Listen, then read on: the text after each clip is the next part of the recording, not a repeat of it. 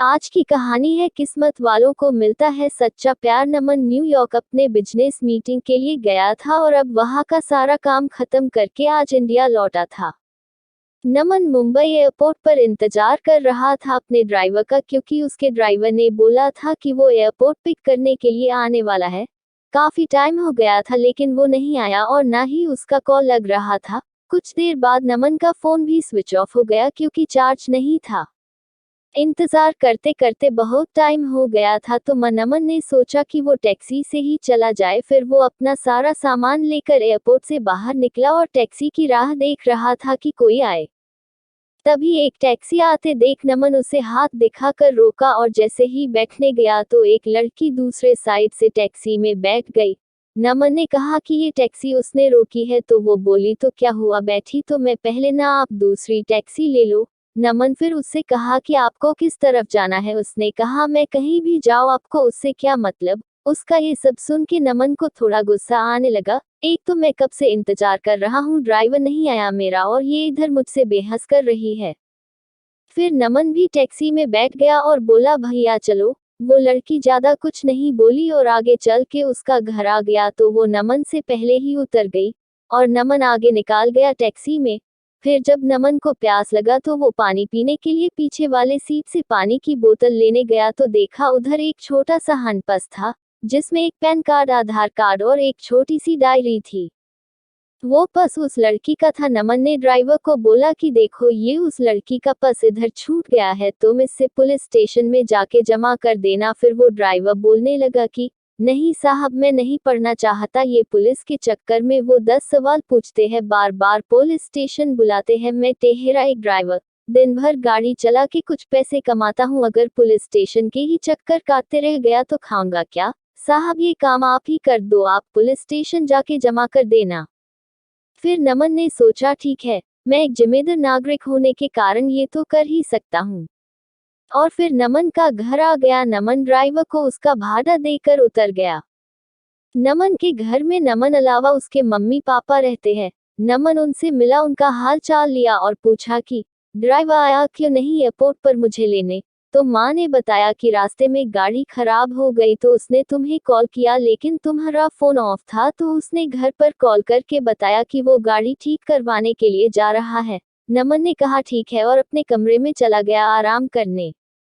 जब नमन शाम को सोकर उठा तो अपना कमरा ठीक करने में जुट गया जो कि बहुत बिखरा हुआ था। तभी नमन को वो उस लड़की का पर्स दिखा जो उससे गाड़ी में मिला था। नमन ने उसे खोला तो उसमें डायरी था, उसे निकाल के देखा। उसमें कुछ फोन नंबर लिखे हुए थे। उसमें एक नाम था नीतू। नमन ने उस नंबर पर कॉल किया और उससे बोला कि मुझे एक पर्स मिला गाड़ी में जिसमें ये डायरी है, उसमें तुम्हारा नाम है और एक पैन कार्ड और आधार कार्ड भी है। उसने पूछा कि आधार कार्ड पर नाम क्या है। नमन आधार कार्ड पर देखा और बोला अनिशा। तो सामने से वो लड़की बोली हाँ ये मेरी दोस्त का पर्स है, वो मुझे बोली थी कि उसका पर्स कहीं खो गया है, मैं उसे बता देती हूँ और आपका नंबर भी दे देती हूँ, वो आपको कॉल कर लेगी। नमन ने कहा ठीक है। थोड़ी देर बाद एक नंबर से कॉल आता है। फोन उठाते ही सामने से एक लड़की बोलती है मेरा पर्स आपके पास है। नमन ने कहा आप कौन। तो वो बोली वही जिसका पर्स आपके पास है, जिसमें मेरा कुछ बहुत जरूरी सामान है। नमन ने कहा हाँ मेरे पास है, तुम उसे टैक्सी में भूल गई थी। वो बोली हाँ, कल आप मुझे दिल्ली कैफ में मिलकर उसे लौटा सकते हैं। मैंने कहा हाँ। वो थैंक यू बोलकर कॉल रख दी। अगले दिन नमन कैफे गया उसका पर्स लौटाने के लिए। नमन सही टाइम पर पहुंचा था लेकिन अनिशा लेट थी। नमन रुका था उसके लिए।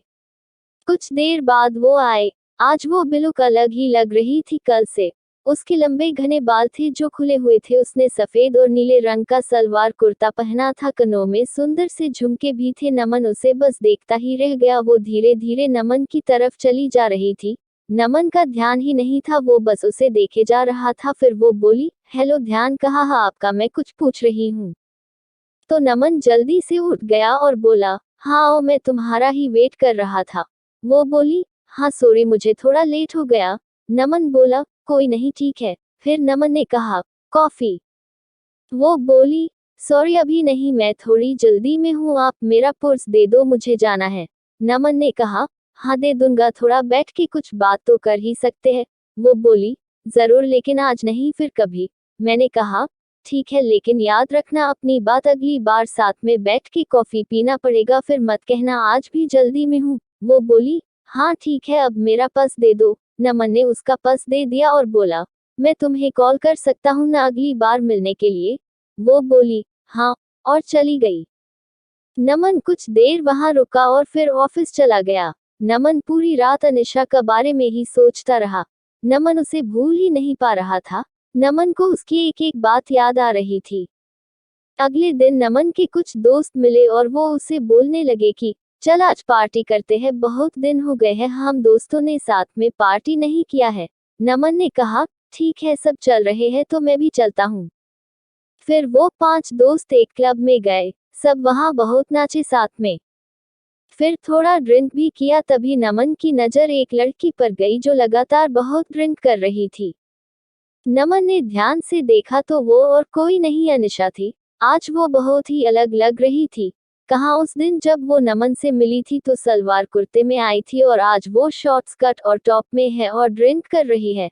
नमन तो बिल्कुल ही चौंक गया उसे देखकर। नमन उसके पास जा ही रहा था उससे बात करने के लिए कि तब तक उसके दोस्त उसका हाथ पकड़ा कर डांस करने के लिए लेकर गए। नमन की नजर अनिशा पर ही थी, लेकिन थोड़ी ही देर में वो वहां से कहीं चली गई।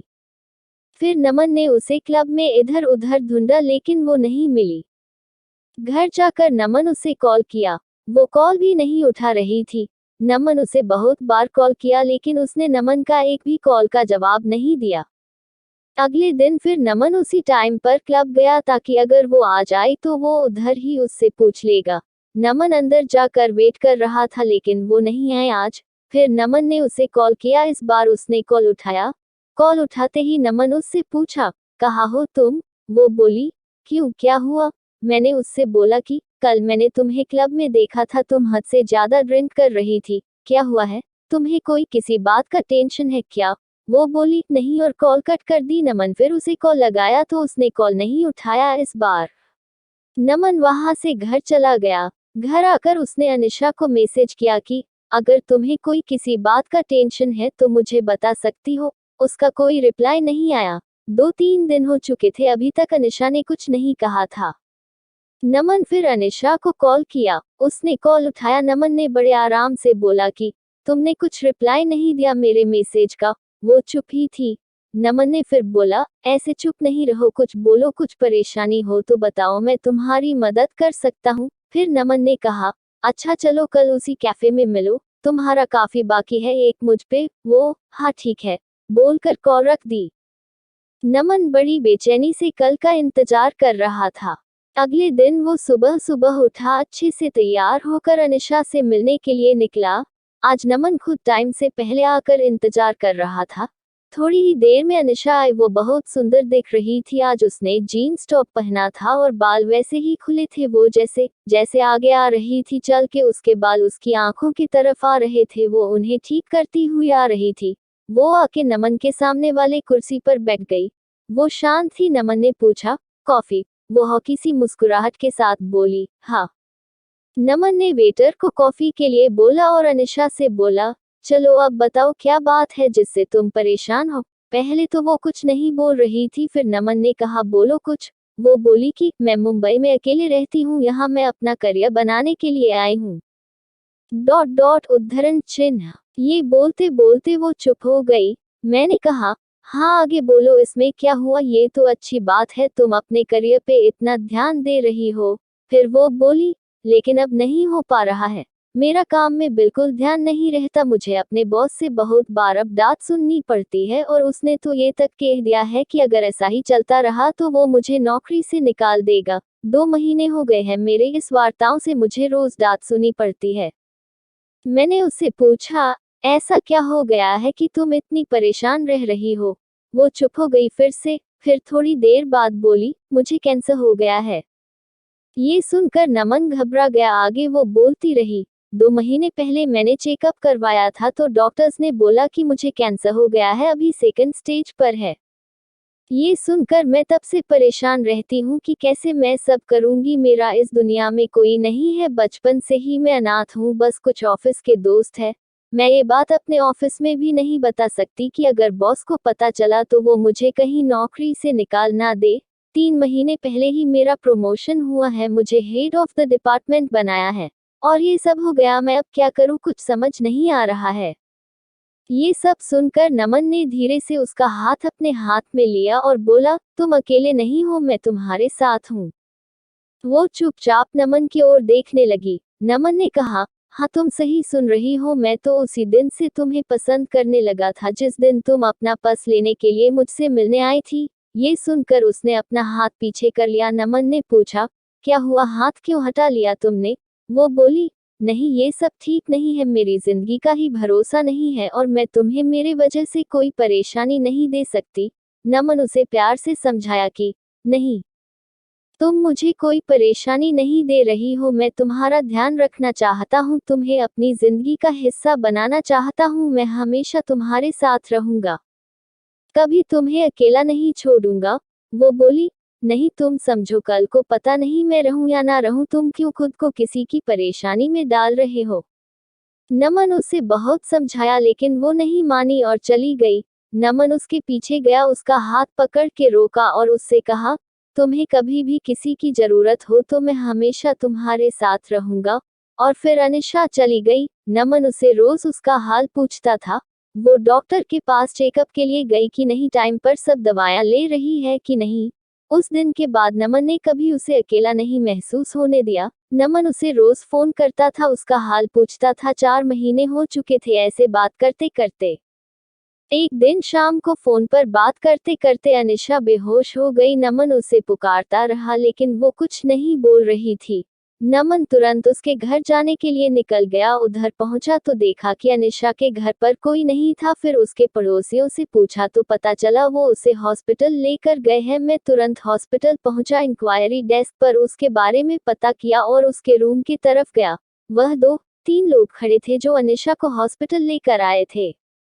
नमन उनसे पूछा कि क्या हुआ अनिशा को, तो वो बोले कि अनिशा अपने घर में बेहोश होके गिर गई थी। वो तो उसके घर का दरवाजा थोड़ा खुला था तो एक बच्चे को बॉल खेलते खेलते उसके घर में चला गई, तो हमने जाकर देखा ये बेहोश पड़ी थी। अनिशा अकेले रहती है यह, तो हम उससे हॉस्पिटल लेकर आए। तभी आईसीयू से एक डॉक्टर बाहर आए और बोले अनिशा की हालत खराब है, हमें उसका ऑपरेशन करना पड़ेगा। नमन ने पूछा, ऑपरेशन के बाद अनिशा बिल्कुल ठीक हो जाएगी ना? डॉक्टर ने कहा, अभी कुछ बोल नहीं सकते। नमन ने कहा, डॉक्टर आप ऑपरेशन की तैयारी कर लीजिए और पैसे की कोई फिक्र ना करे। ये सुनकर डॉक्टर चले गए। पूरे 5 घंटे बाद ऑपरेशन रूम से डॉक्टर बाहर आए।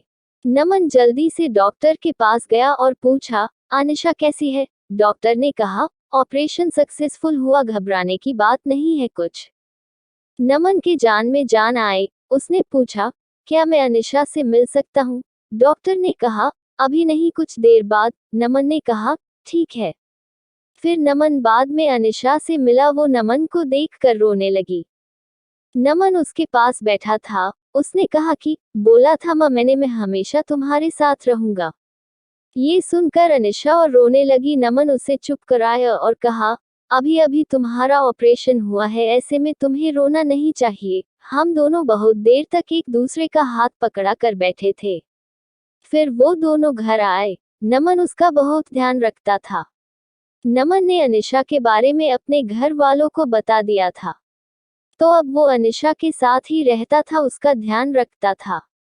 जब अनिशा पूरी तरह से ठीक हो गई, तब दोनों ने शादी कर ली और हमेशा के लिए दोनों एक साथ है।